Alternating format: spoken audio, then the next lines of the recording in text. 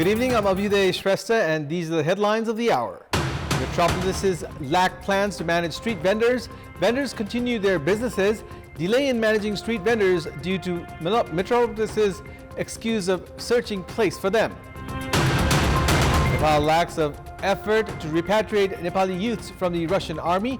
Russia does not take Nepal's request seriously. Experts say it's the result of not maintaining balanced diplomacy. Security tightened ahead of this Monday's inauguration of the Ram Mandir in India's Ayodhya. More than 13,000 security personnel deployed in the area. And Nepal taking on New Zealand tomorrow in their first match of the ongoing Under-19 World Cup in South Africa. Match scheduled to start at 1:45 p.m. Nepal time.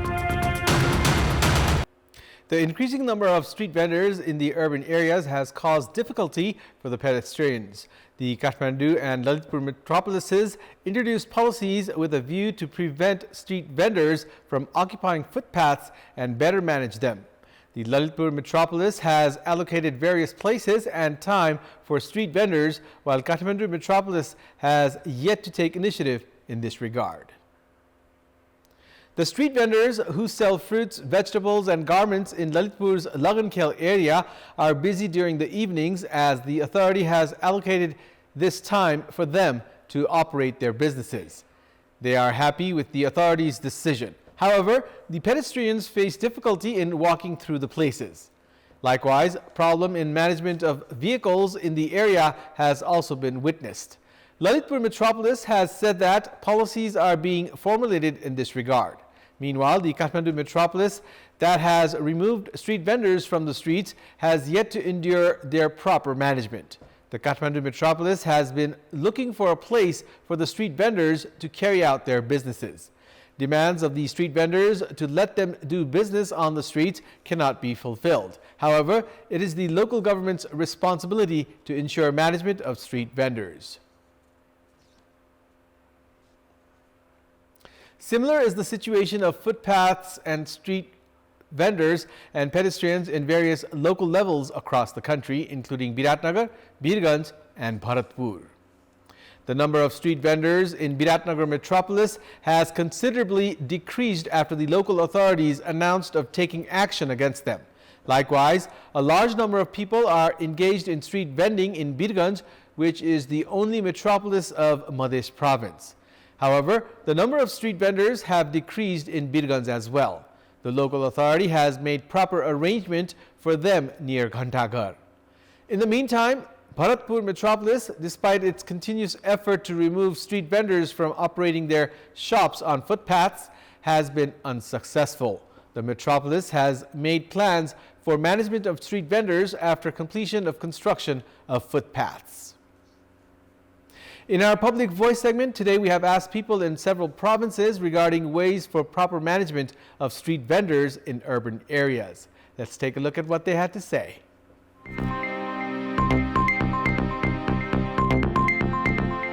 जहाँ उनीहरुको चलिरा हुन्छ जहाँ उनीहरुले पहिलेदेखि गरिराछन् त्यही ठाउँलाई व्यवस्थित गरेर त्यो महानगरले व्यवस्थित गरेर सञ्चालन गर्न दिनुपर्छ जहाँ नयाँ व्यवस्थापन र व्यवस्थापित गरिन्छ ती व्यापारीहरुलाई त्यही चाहिँ दीर्घकालीन रूपले चाहिँ उनीहरुको त्यो स्थायित्व हुनुपर्छ भन्ने मलाई लाग्छ घण्टाघरको त्यत्रो ठाउँ छ त्यहाँ त्यो ठाउँहरुमा पनि गर्न सकिन्छ थोरै बजेटमा पनि हामीले सजिलोसँग किनमेल गर्न सकौं र कुनै नाम दिएर त्यसलाई व्यवस्थापन गर्नु चाहिँ उत्तम हुन्छ स्थानीय तहले सुपथ मूल्यमा ठाउँ-ठाउँमा चौकमा हस्पिटल चौक अगाडि जस्तो गुद्रीमा पनि हुन्छ नि व्यवसायहरू तिनीहरुले सुपथ मूल्यमा सटर उपलब्ध दिए भने उनीहरुको रोजी मार्नु हुँदैन उनीहरुलाई व्यवस्थापन गरेर कहाँ दिनु पर्यो त्यहाँ दिनुपर्छ नगरपालिकाले ठोस योजना बनाएर अगाडि बढ्नुपर्छ एउटा यो ठाउँमा गर्नु है भनेर उहाँहरुलाई पनि दियो भने चाहिँ उहाँहरुले एकदम व्यवस्थापन गरेर गर्नुहुन्छ साना साना सटरहरु बनाएर त्यसमा व्यवस्थापन मिलाउन सकिन्छ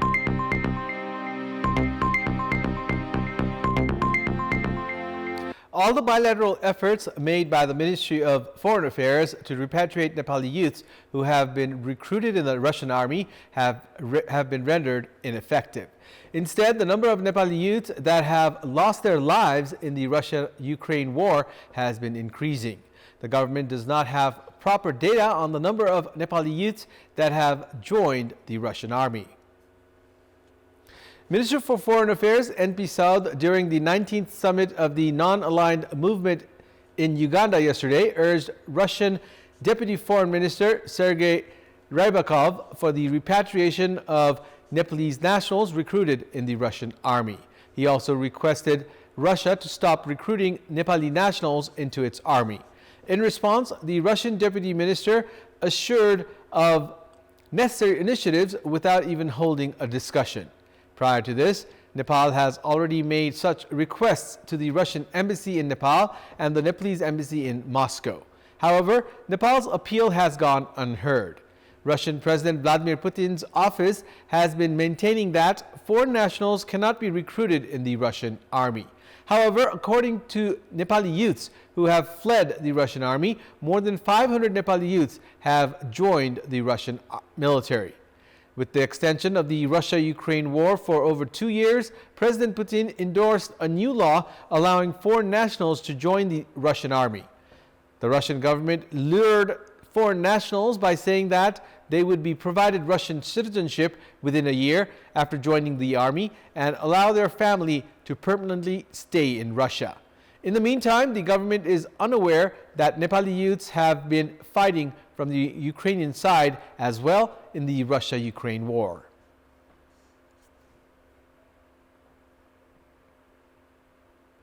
A team of India's border guarding force, SSB, entered the Nepali territory in Kantipur's Belori today, along with weapons to demarcate the area. The SSB entered Boda in Belori Municipality, Ward number 10, early this morning, along with arms, and made efforts to demarcate the Nepali land.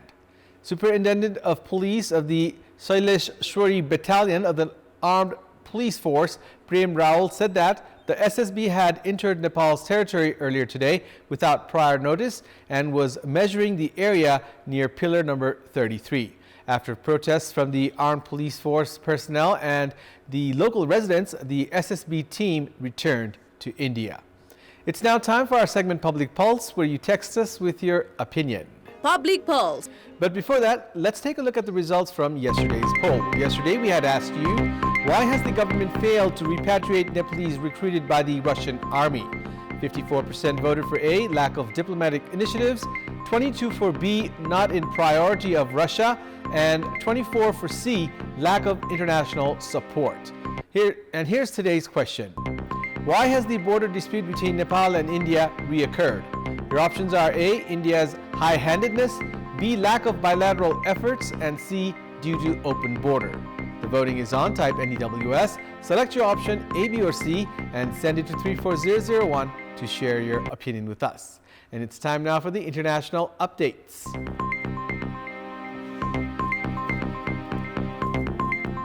Devotees wearing colorful robes and costumes poured into India's Ayodhya yesterday ahead of the grand opening of one of the holiest temples dedicated to Lord Ram, a deity worshipped by millions of Hindus.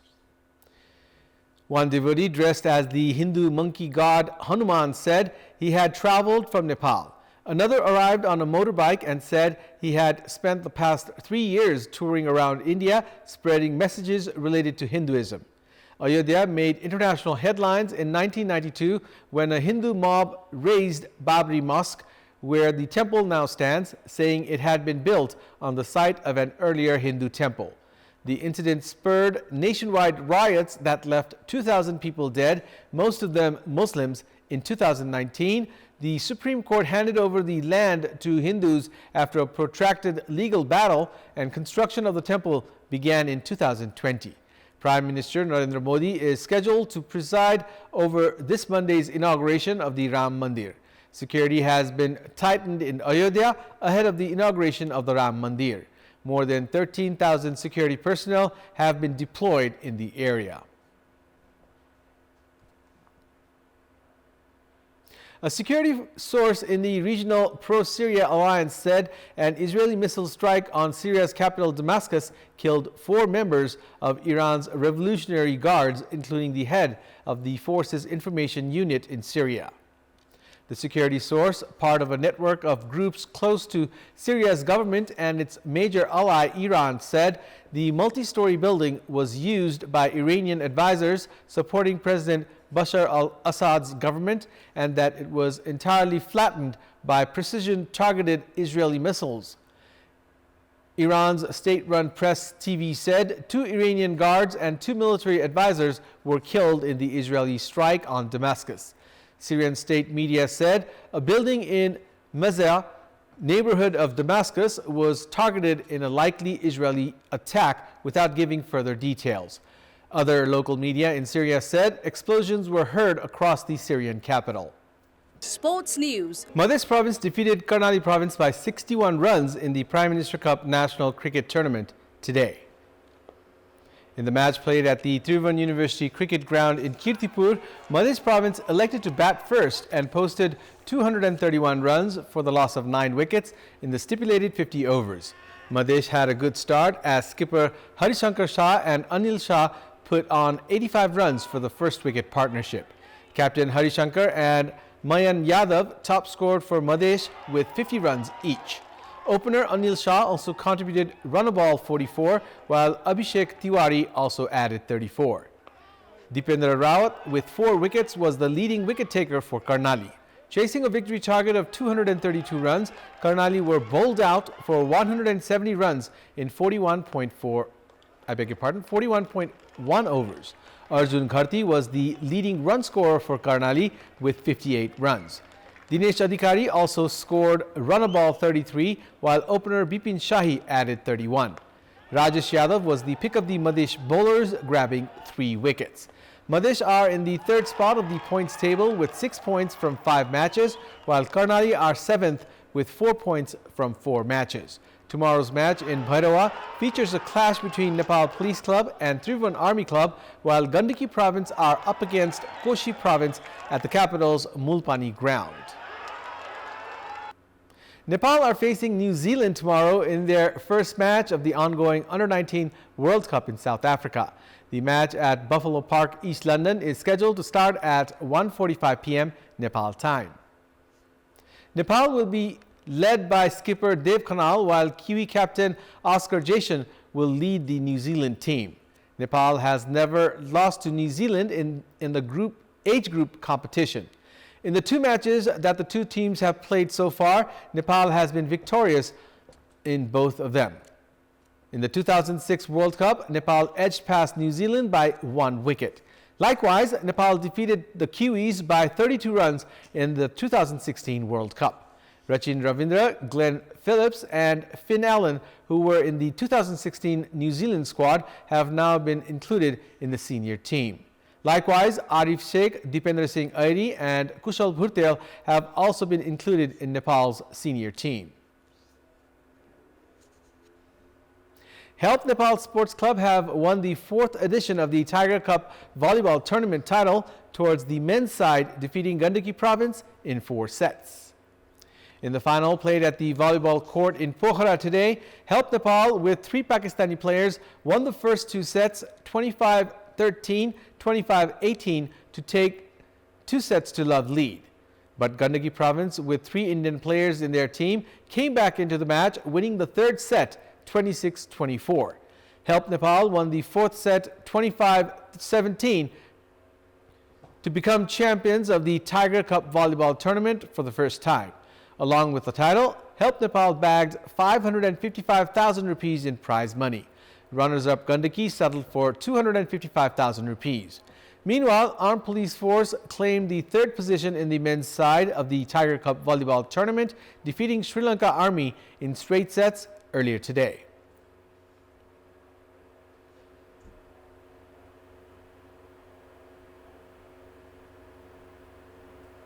Meanwhile, defending champions Armed Police Force Club lifted the Tiger Cup volleyball title towards the women's side, defeating New Diamond Club in straight sets. APF defended their title, defeating New Diamond 25-20, 25-18, 25-21. With this, APF won the title for the 3rd consecutive occasion. APF also lifted the 2nd and 3rd edition of the Tiger Cup volleyball tournament. Along with the title, APF bagged 555,000 rupees in prize money. New Diamond had reached the final for the first time. New Diamond claimed 255,000 rupees after becoming runners-up. Meanwhile, Tribhuvan Army Club defeated Nepal Police Club 3-1 yesterday to claim the third position in the Tiger Cup volleyball tournament. That's all for the moment. Thank you for watching. Good night.